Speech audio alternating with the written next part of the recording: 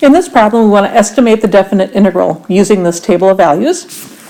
And we were told we want to use 3 equal subintervals. So I took my endpoints, 6 and 0, subtracted them, and divided by the 3 equal subintervals, and realized that each rectangle would be 2 units long.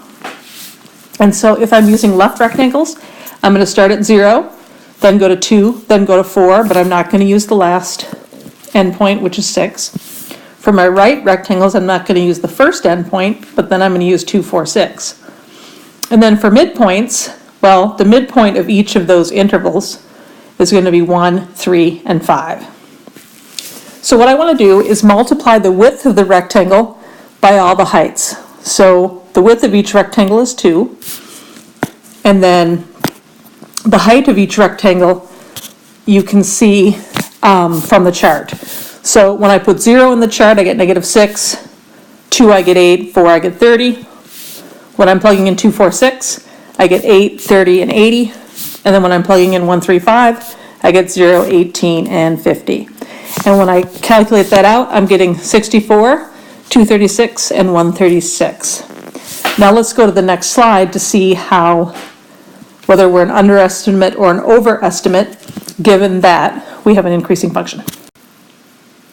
I've got a sample increasing graph shown here, and if I use the left rectangle method, then what I'm going to do is use 0 and go over to 2, so that's what my first rectangle would look like, and then at 2, my height would go up to the graph there and across, and then at 4, it would go up and across. And note that that area is an underestimate.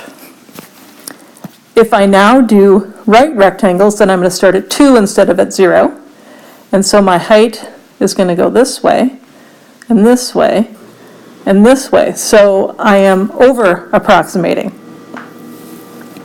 Now if I use midpoints, so if I go up to 1, it looks like the midpoints would be the closest to the actual area. So we would say the left rectangles were an underestimate, and then the right rectangles were an overestimate,